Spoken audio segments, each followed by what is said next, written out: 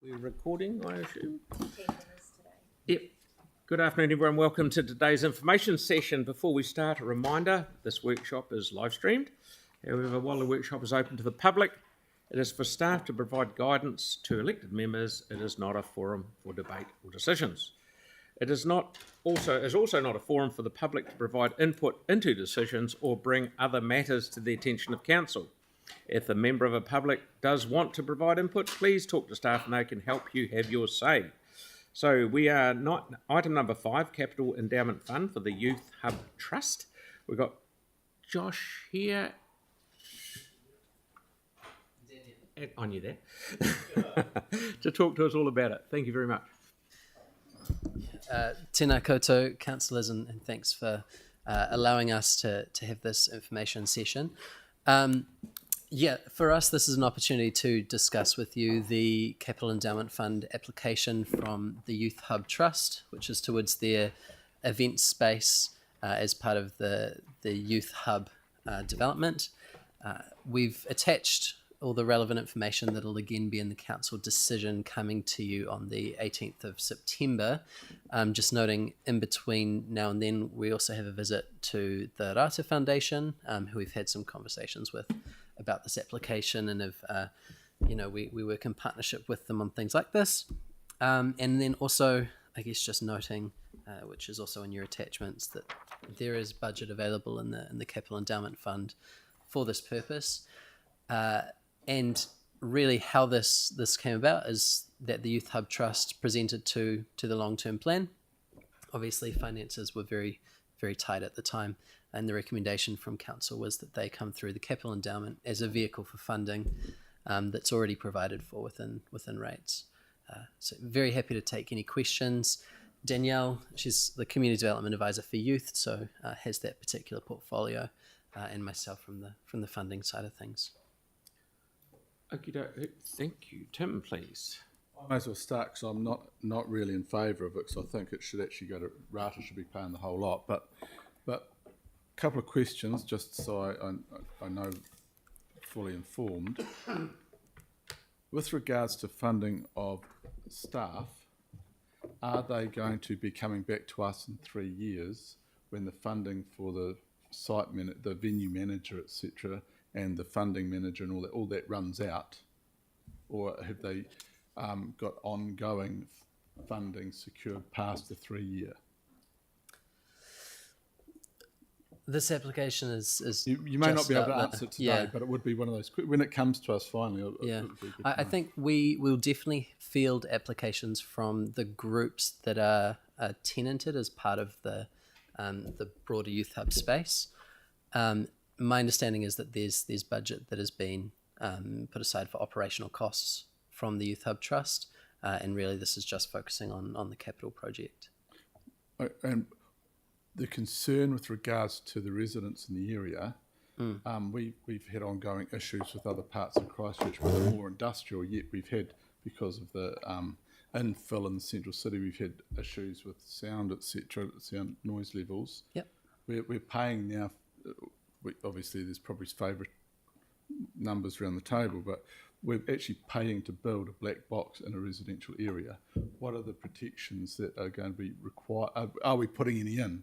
Because this is all going to come back to council, our noise control, our staffing time, etc., if there are issues there. So I'm just wondering, if we're going to fund something, are there going to be requirements for sound protection, etc.? Yeah, and that was one of my questions, because I remember I think it was the resource consenting discussions around this. So yes, we visited the site and talked through a lot of that. There are provisions for the number of events over a certain capacity per year. There's provisions for privacy plantings for the neighbours, even down to the types of murals that are put on, are done in consultation with the neighbours and the surrounds. So I think we can say they've been very considerate for the surrounds, and that did come through council's guidance at the time of doing the consenting process for this project. And as my last question, as you've been talking with Rata, I mean, this does tick all their boxes, and it's not saying this is not a fantastic initiative. That's not the question, concern I have. The concern I have, we've just done our funding rounds. We have a whole lot of organisations that didn't get what they want and don't have, or some didn't get funded at all. So we are continually the last cap of the block, but this obviously fits into the now restricted and self-limited funding of RATA. So if we allowed them to fund the whole thing, that would give us extra money to fund others that fall outside of their self-appointed limit. Is that correct? That would be correct. Yeah, this application fits within our capital endowment fund criteria. Yeah. I can't speak on their behalf. They have their own trust board. I don't believe that RATA would fund the entirety of this project, and that it would leave the trust in a situation where they'd need to find money from RATA plus somewhere else. But I guess if you're looking at an organisation that is able to bring philanthropic, I mean, they've got a fantastic list here of a lot of funders which they've brought in. I'd say they'd be better off, they would be more geared up and more successful with philanthropic and other areas than many of the others that we've turned down and that at RATA haven't looked at or won't look at. Would that be a fair statement? I mean, it's obvious that they're very good at philanthropic. There's no They have a question very about that. good reputation. Yeah, so they are geared up for it and they are far better at it than many others. And that's absolutely a compliment to them. But we have others that aren't. Yeah, I think it's important, because we're in a workshop, I'll be blunt. I think it's important that you remember the conversations that some of you have had around the table with this organisation. And although you don't make promises, there has been some conversations requesting applications come in. So that's what the staff have done. They've accepted this application. The RATA thing, I think that's a conversation you need to have with their governance when you meet. But it would be totally unrealistic for us to expect RATA to fund the whole lot. It's a multi-million dollar project. And although it fits within what they're aiming to be, I think for us as having an investment in youth, and I know it's not our money, it's council's money, this is a good project for what we've been looking for a long time in the city. I'm not questioning the value of it. Okay. Is it. And look, Josh and Danielle, thank you very much for the information. It's been really, really good. I just have a concern. We've got so much need. We've recognised there's a crisis for funding out there, and I'm just looking at, how do you cut across? Sure. So, that's my luck. Thank you. It would leave a little over 1.4 million in the capital endowment for this financial year. Bearing in mind that tomorrow we have 2 applications coming to you for about 140,000 together. And the funding that we've just done the other day, I think it was just over 100 didn't get funding. So there's a big need out there, and I'm just wondering how to, for want of a better term, skin the cat. Sure. Thank you. Pauline, please.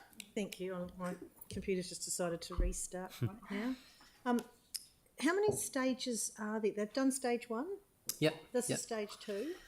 Yeah, and this is where some of the complexity comes in because of, forgive my technical ineptitude on this, because of ground floor fire sprinkler systems. Actually, by completing the event space, which is considered stage 2, it actually allows them to access a lot more of the already built second floor floor area that was created as part of stage 1. So from this, you get an event space, but you actually also activate a whole lot of the space that has already been built in stage 1. To answer the question directly, currently planned for 2 stages. There's a 3rd stage potentially, which could be social housing or some kind of housing provision on the remaining land of the site. But that's down the track, and really finishing this is their priority for now. So the spaces that can be activated as a result of this, will they be the ones that could bring income from rentals? Yes, it would be essentially tenanted or hot desked by youth organisations. So, and what's the timing for this stage to be completed? Pending Stage funding? 1 or 2, This one, that the application. the event space. Yeah. Starting early next year, finish mid next year. So it's relatively. Okay, and so because the total cost of this section is 2.4 million, so they're seeking 100% of that cost. From us. Yeah, no, from us and Rata. So my question is, like, you've listed all these other potential funders, but where are they? Or are they just interested in OPEX later, but not the capital funding? I think we've listed funders confirmed. I can't see it. Yeah, and actually, 130, isn't there, the additional coming in? But this project says total cost 2.4. Us, we're just under 2, it would be and Rata is 500. it'd be us and Rata. Some of the other funders have helped to contribute towards the design costs, Yeah, some operational 100. costs. This is for the build, the capital works. But are there other funders? Yeah, and Two big ones. and I think since we've written the report, potentially there's 1 or 2 other funders that have come on board as well. There's definitely there is support for this project. Yeah. Yeah, I know there's support, and I know it's real hard times for raising money. But my question is, the council putting in 2 million is a big chunk. Is there no other partner that might, like, if we were to put in less, like 1, would that encourage another funder to come in, or another couple to come in with a couple of 500s? Do you think, or is that? It's hard to say what other funders would do. What about if we were to fund? Because I know this is over 2 years, 1 million for 1 year, and see what happens. They can come back again the following. You have the ability to make that decision. So, did you want to give them surety of the money? Well, for us, we want to see the project come through to completion. The risk is that if you give less, then that potentially they're stuck in a situation where they need to go and find other funders to make up that difference. But I understand where you're getting. It's a chicken and an egg, isn't it? Yeah. Because if we give it all, why should anybody else come in? If we seed it, then there might be others. But they probably need that surety to get the pipeline of work going, I suppose. Yeah, absolutely. And recognising that a lot of funders came in for the first stage, which was significantly bigger price-wise. I think it was in the $16 million range. Right. So this space is the addition to that stage 1, which is really the keystone of the project. Okay. That has had, which is pretty much done. It allows them to use the space. So stage 1 was about 16 million. Yeah, and we didn't contribute to that. No, sure, already. No, we didn't. Was it? Mm-hmm. Excellent. Thanks. That's helpful. Yeah. You're right, Josh. I've been round there, and you have too, obviously. But everyone that's listening, that if you stand there and look at it from the road, the top floor on the right-hand side is totally, I wouldn't say barricaded, it's partitioned off because it can't be used because of that fire sprinkler Yeah, correct. debacle, correct. for want of a better word, until this other stage gets done. So you actually get a lot more opened up by doing this bit. Yes. Yeah. And it is extremely late. It's not just a little bit you see from the road. There's a lot that goes round to the left. It's actually quite remarkable what's been done. Tyler, please. Did that shovel ready come through us, or was that external? Crown infrastructure. It didn't come through us yet. Kia ora, guys. Kia ora. Have we funded the youth hub at all? No, we funded 298 Youth Health in their previous iteration, but for this project, no. So nothing towards the capital injection of the youth hub, just to be clear. None. Cool. The next question is collaboration. The organisations that are currently sitting in the youth hub with potential to be leasing out the youth hub, do you have a list available, Danielle? Yeah, so the core tenants that will be in there are Youth Line, Tatahi Youth, and Voice Canterbury. But then that mezzanine level that would open if we had this event space is for hot desking. So that's for a lot of the other community organisations across Christchurch. Great. So Youth Line are going to have a call centre, from what Sue was telling me, which is actually safer because they're going to be locked off, correct? Yeah, more There's quite a lot security. of- Cool. Yeah. The next question is around the scope. So I've got colleagues who are a little bit worried about the number, and I'm just trying to think about comparisons along the other stuff that we've funded. Can you remind me in the last long-term plan how much Shirley Community Centre might have costed? I don't know that, to be honest. Yeah, Edgware Pool. So again, $2 million is coming from us and potentially 500k from Rata. Is that correct? Yep. Great. Shirley was about 3.6 million. Okay. What about South Library? St Albans. 24. 32 million. Yeah. Okay. And for the key thing is for external organisations rather than for internal public knowledge, the Capital Endowment Fund itself, is it rates funded? No. No. So there's no rates implication going into the youth hub. No, it's budgeted for already. Okay, great. And the last question is, are we able to plan some visits for the elected members to maybe check out the area? Yeah, so Melissa has actually offered for any elected members that would like to visit, so I can get that in your calendars this afternoon if you'd like. That'd be great, Danielle. Thank you so much. Thanks, team. Victoria. Oh, thank you. Just two quick issues.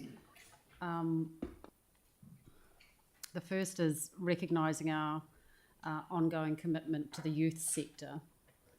How much, in terms of resources, are we already contributing to the youth sector?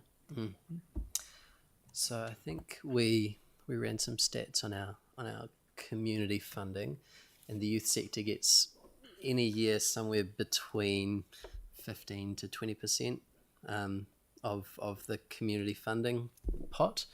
The youth sector is very well organised in Christchurch, and actually I think that's part of why this has come about, because the organisations are willing to work together to share spaces, and it's really advantageous in terms of cost saving, in terms of referring to one another's agencies, and that's one of the reasons that we really like it. Is it potentially that some of the investment that we send in future years can be more targeted into the right places, and this would be one of those. Okay, so being a little bit more specific in terms of the next 10 years, the long-term plan, how much money have we got on budget for the youth sector? Are you able to quantify that? We don't specify. Well, we'd probably just say the average is about that 20%, and that's generally what it's been over the last 5 years. So Yeah, we don't ring fence money for the youth sector specifically. We keep it for community as a whole, and then present that to councillors, because in any given year, the priority on different community sectors can rise and fall. And then the other issue is recognising that this is primarily an event space. Have we done an audit in terms of what is available that could be utilised? And where will I find that information? Or did I just not read it in the report? A formal audit, we've done a youth places and spaces audit, and that was we could provide that for you. Yeah, that I'd be grateful. I could spend days looking for it. Yeah, our events team have commented, and that's in the report, which is essentially that a small event space like this is really needed, particularly in the central city for young people. We wouldn't use it for council events, because council events we focus on the larger scale, but certainly it'd be really well utilised by the youth sector. Thank you. Thanks. Yeah, just in the assessment, I'm just wondering if we had assessed this against the Youth Action Plan and our previous youth policy or strategy. The Youth Action Plan is a 2015 document, and it touches on objectives that the sector want to see. We consider it in all our work. We didn't directly tie it into the assessment of this application, and the second one was... So we used to have a youth policy which had some very specific things that we would do for young people. Yes. I think Yeah. inner city venue, youth housing, Yeah. all the things that the youth hub's doing. Yeah. But there's no kind of specific reference to that. So in that here. has been absorbed into what's now the equity and inclusion policy. which is referenced, and we did assess against that. And all of our sector-based policies, the youth, the older persons, the disability, fall under now the equity and inclusion policy, because it was a 1998 document. Yeah. At the But the time. key things, as I understand it, that the Youth Hub are delivering are things that for many decades we've said that we would support as a council, consistent with our policies, our strategies, and the engagement that we've done with young people. Yep. I think consistently when we engage with the youth sector, the number one thing that comes out again and again is accessible, low-cost places and spaces. And so we feel really strongly that it hits on what the youth sector have told us as council that they want to see in the city. And does the youth housing come into that? I mean, I know we've got a housing plan as well. Did we mention youth housing, supporting youth housing? Yeah, a big part of stage one of the build supports transitionary housing for young people. We haven't referenced it so much in this report because we're focusing on the event space, but the project as a whole, and this is where it all kind of comes together, definitely has that as an... Strongly suggest you go around and see it. I've of the been, and service. you don't need to convince me, but I just think in terms of selling it to the colleagues and to the public around what we're achieving, for me, like, you know, someone that's been involved in working with young people for a long time and involved in that strategy in 98, being on the working party, like, this meets that criteria, all those things that we've said we would do, that we've never done. Now we have an opportunity to do it. So I just think it's good to call it out, particularly that youth housing stuff, even though I know it's not specifically related to this, but it's been a major issue. And the underage venues as well. Sarah? No, it's been answered, thanks. You done? Tyrone? Got it. Thank you. So, I mean, look, there's been a lot of research. We know that, like, youth left to their own devices there's lots of research on this. We'll get into trouble giving them something to do. We'll help them develop. So, do we have kind of any numbers around, like, we understand that a youth hub would be a fantastic thing, but do we just sort of know, what the size of the problem is and how many, kids we're looking to help and support, and what will actually, more importantly, attract them there? Because we can build all the youth hubs we need, but if we can't get kids to them, then it's a bit like cycleways. I think that's It's a two-part question actually, so I've got to follow up. yeah. I can talk to the second part. In terms of activating the spaces and getting people along, I think that's why the Youth Hub relies so heavily on partnership, because they work with all the key youth organisations across Christchurch. They're also drawing in all of those networks and pools of young people, and just looking at some of the things they plan on having in the event space, it does touch on a lot of sort of niche hobbies and what's attractive to different young people. So I think there is a pool there to get people in the doors. Okay, that's cool. The proof is in the pudding, really, a little bit. So you've got it's a bit chicken and egg. The second thing is, like, given the the amount of research that supports this kind of intervention for young people, what's the argument for government money? If it's an intervention that works, mental health, youth development, all of these things. This is MSD stuff. This is Ministry of Youth Development stuff. Why is it a council thing? And I think you're right. They've received some government funding for that first stage, and we've included that in the PDF. The event space is less a government priority on running events and having accessible places. Why did you say it wasn't a government priority? I probably shouldn't speak on their behalf, but Well, just to clarify that, because that sort of yeah. Okay, but carry on. Sorry. And I think, like what you say, proof is in the pudding to some extent. Which groups end up utilising it will affect who ends up attending it. I know that they've talked about having inquiries about tenancies already from dance companies to small theatres to disability groups because it's accessible. But government contributions hard to comment on. Kia ora, guys. I've got two broader questions as the portfolio dude. The first one is, can you please let the public know around the scope of the whole project in itself? Because what that does is it actually contextualises the event centre. So just in a quick list, just list of what they're doing in terms of what they're offering in terms of stage 1, which will then move into stage 2. Yeah, I can touch on that. So some of the big components of stage 1, and there's quite a few aspects to it, but one of the bigger things is that there's 23 bedroom units. So there'll be 23 units of accommodation for young people, and it's longer term accommodation than a lot of the other offerings out there. So it's more than the usual 3 months for some other places. There's an outdoor events courtyard, and then they've also already established the wraparound services building that has those 3 core youth organisations that I spoke on before. And part of their bigger picture, more further down the line, would be to have band practice rooms that align with the event space, also a cafe and art and rec spaces that sort of talk to what's happening in the event centre. So it's quite a big piece of work overall. And all that stuff is now finished right now, just about practically ready to go, I'd imagine. Yeah. Last time I was there. Yeah, so last time we got an update from the Youth Hub.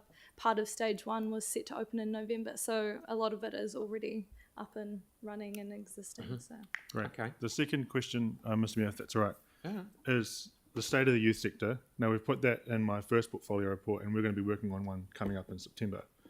But the state of the youth sector at the moment, can you please just give the room a feel of where youth are at the moment, and potentially how this youth hub could benefit from the youth hub within itself? yeah, so that's a big one to sort of sum up. But from a lot of conversations that we have with young people, it's about having a sense of belonging in your city, a place that you can connect with other people. So it's that social aspect. It's finding things that you're passionate about to give you that sense of purpose. So in a lot of ways, this project can be a bit of a catalyst for that. Also because there'll be a lot of on-site services, health professionals, as well as other youth provisions. It's a one-stop shop to receive support. And actually by having all the services in one place, it's hoped that you won't sort of fall through the cracks like a lot of our young people do, because it can be a barrier going to all these different agencies, and then often you're lost. So it's a space where you can not only get that social cohesion, but that professional trained support as well. Okay. Straight to Aaron, then Tim. Yeah, my main concern is Tyler's questions around the value of the amount we're putting in here versus other projects pretty much cleared off my first one, so thanks for that, Tyler, you did a good job. And my question's just around the disadvantages, and because we've got issues with noise in other places, some people think living in the inner city is meant to be super quiet with no life, and so they can complain when there's a cafe that was there before they moved in next door and they can hear the clanging of teacups and things. Is a problem in the city. So are we concerned that might happen here? I mean, it is written in the report. Yeah, when we went round, I think certainly the sense we got is that they're very cognizant of the sound. Numerous occasions, probably more than I needed, perhaps, they showed us the different types of soundproofing in each of the rooms, in each of the areas. I forget the material. Yeah. Coreflex Melissa talked about it a lot. That they're very, very cognizant, both in terms of building in a way that keeps noise impact in the neighbourhood to a minimum, as well as actually how they deliver the events throughout the year. Have they said anything around operating hours within that? Because I wouldn't expect this is going to be late night. This would be... I wouldn't expect it would be late night. I'd have to follow up with them on that. What's that? The what? Yeah. Youth line will be running late all the way through the night, from what Sue was telling us. Yeah, I mean, generally on a sensitive youth line call, you're not talking really loud, but so that stuff. And there makes is an sense. on-site guy that will be going around during. But the with more of the event stuff, that'd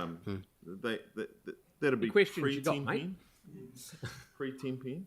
I'd imagine so. I'd have to confirm for you, but I can't imagine it would be late nights, parties, raves and stuff. No. I can't imagine so. And in our conversations with the Youth Hub, they had made an effort to meet all the sort of surrounding neighbours, and they are trying their best to be good neighbours, and have been able to work through some of the issues that the neighbouring properties have raised. Yeah, and the concerns are probably more around riffraff than noise, but. And lastly, Timothy. Yeah, look, and the report's excellent, Danielle and Josh, and it does answer a lot of the questions, and they have reached out to the community, as you said, and been trying to be really good neighbours, which is a hell of a lot more than a lot of other people do. I mean, my concern is not about the and we say what we're doing. We're doing nothing in the sense that we've been asked to fund something. Outstanding work by some outstanding people, but my concern is the funding, and I think if we're going to go and say who's funded what, look, we've got a list of things that are funded for 101 different reasons. But the facts of the matter are, we talk about a living crisis, cost of living crisis. We do have to look at other funders, and when something starts, I'd like to know the longevity of the funding for those staff, so we don't end up yet again like we do a lot of times. And the merits are fantastic. There's no question about that. But we just want that planning and that understanding firmed up before we kick off. Yep.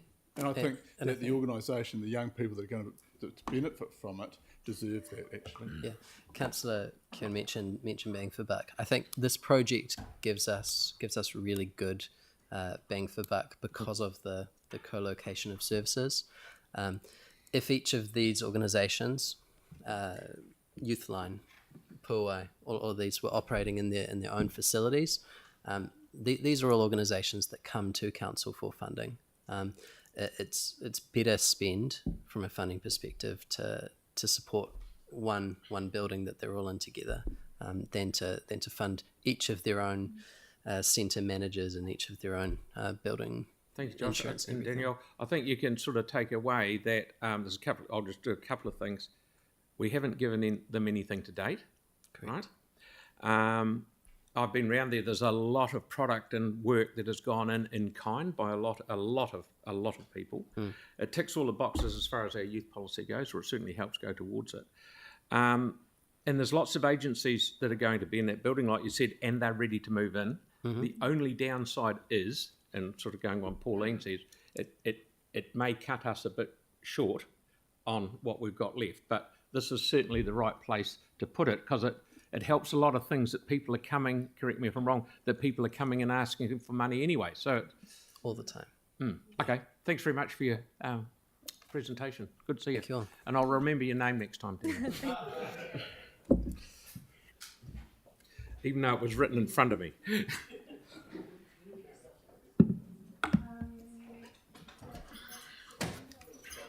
Okay.